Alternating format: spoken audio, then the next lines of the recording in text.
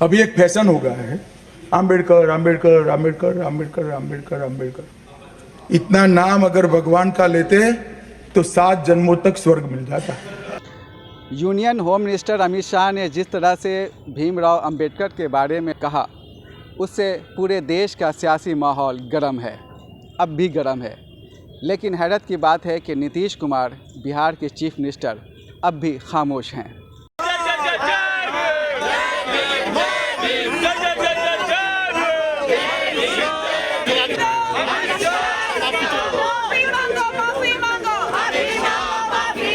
अमित शाह जी को माफी मांगनी चाहिए, इस्तीफा देना चाहिए, क्योंकि देखो बाबा साहब हम सबके हैं।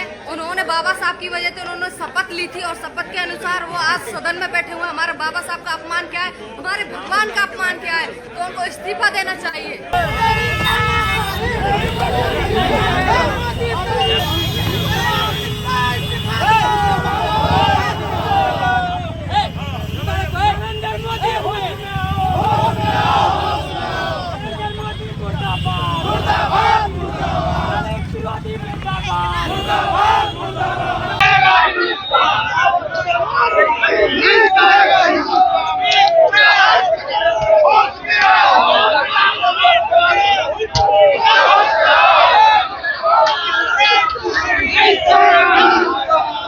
बाबा साहब अम्बेडकर जी ने जो कॉन्स्टिट्यूशन दी, उसी कॉन्स्टिट्यूशन के हक से आज आप हमसे पूछ रहे हैं, हम आपको जवाब दे पा रहे हैं। या अमित शाह जी को उस जगह मिली हुई है कि वो आज गृह मंत्री बने बैठे हुए। कॉन्स्टिट्यूशन नहीं होता, जमहूरियत नहीं होती, तो हम नहीं होते। और उनका उसमें कभी विश्वास ही नहीं रहा। कभी बाबा साहब अम्बेडकर के बारे में उन्होंने इस तरह से बात की थी जो बिल्कुल अशोभनीय है।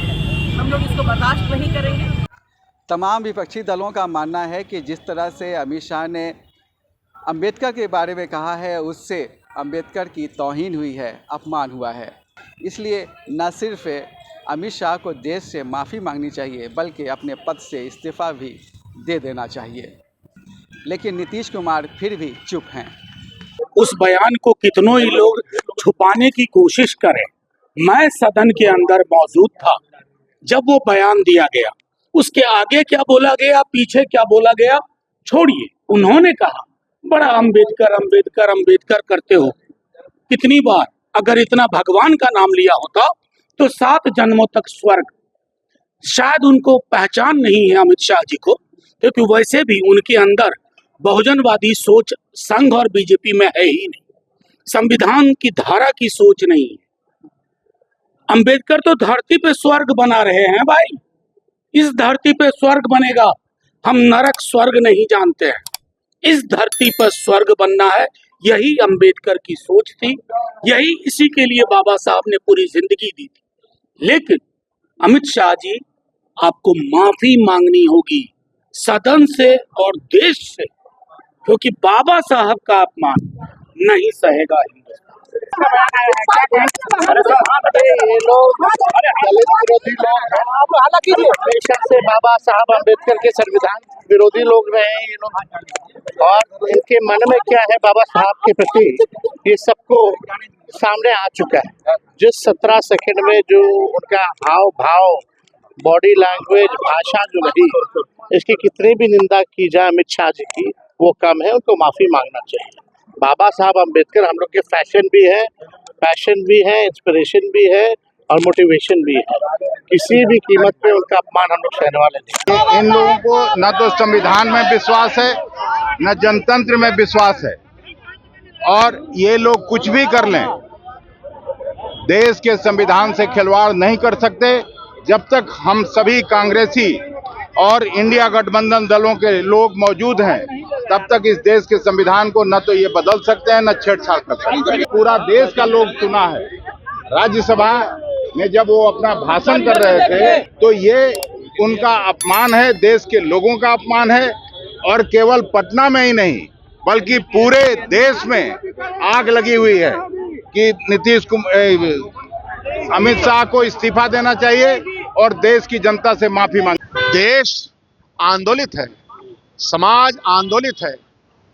हर वर्ग, पिछड़ा, अति पिछड़ा, दलित वर्ग, जिसको न्याय दिया बाबा साहब अम्बेडकर ने, उस न्याय के खिलाफ संसद के अंदर सबसे बड़े पंचायत के अंदर अमित शाह ने जिस तरह की बयानबाजी की है उसके खिलाफ ये मुद्दा है और रहेगा।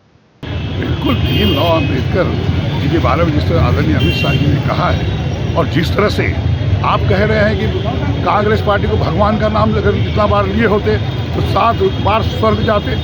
अरे भीमराव अम्बेडकर ने संविधान बनाया जिस पर देश चल रहा है, देखिए एक नागरिक उस संविधान को फॉलो कर रहा है और उनके बारे में बोल रहे हैं। उनको सम्मान कांग्रेस पार्टी देती है, हमेशा देती रहेगी और आपको बता दें जब भी वो विरोध इसका करेंगे हम लोग इसका विरोध करेंगे। अमित शाह के बयान पर भाजपा की बिहार में सहयोगी पार्टी बल्कि सत्ताधारी दल जेडीयू को भी ऐतराज़ है। पार्टी के मंत्री का कहना है कि कुछ लोगों को अमित शाह के बयान से ठेस पहुंची है, लेकिन नीतीश कुमार फिर भी चुप हैं। हमने उनकी बात को कल देखा है, सुना है। उन्होंने कुछ बात कही है जिससे कुछ लोगों को ठेस पहुंचा है, लेकिन उन्होंने ये कहा है कि सिर्फ नाम लेने से नहीं होगा, उनके प्रति समर्पण भी दिखाना होगा। उनके जो रास्ते थे उस रास्ते पर चलने की भी अभी आवश्यकता होगी। दूसरी तरफ भारतीय जनता पार्टी राहुल को लेकर अब भी हमलावर है, लेकिन इस मामले में भी नीतीश कुमार चुप हैं।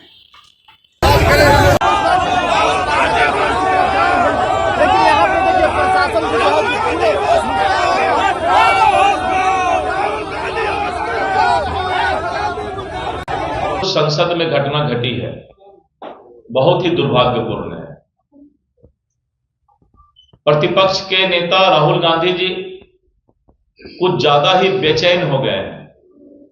सत्ता की भूख उनके इंसानियत और मानवता को तार तार कर दिया है।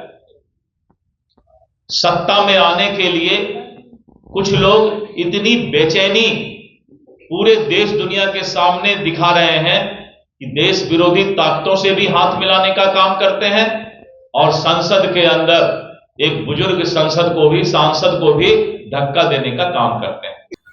नीतीश कुमार की चुप्पी का एक मतलब ये भी है कि वो भारतीय जनता पार्टी को नाराज़ फिलहाल नहीं करना चाहते हैं और दूसरी तरफ अगले साल जो बिहार विधानसभा का इलेक्शन होने वाला है उसके मद्देनज़र वो दलित वोट को नाराज़ भी नहीं करना चाहते हैं।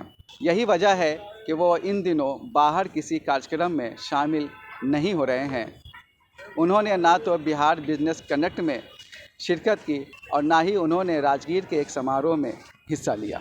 Bihar business connect 2024 industry department की तरफ से ये कॉफी टेबल बुक जिसका अनावरण हमारे मंचासीन सभी माननीय गणमान्य अतिथियों के द्वारा किया जा रहा है। इस शुभ अवसर पर आप सभी यहाँ उपस्थित हैं। जोरदार तालियों से इस क्षण का आप सभी अभिनंदन करें। अब देखना यह है कि इस पूरे मामले को लेकर आने वाले दिनों में वो किन शब्दों में अपनी अभिव्यक्ति करते हैं। बिहार लोक संवाद के लिए मैं सैयद जावेद हसन, पटना।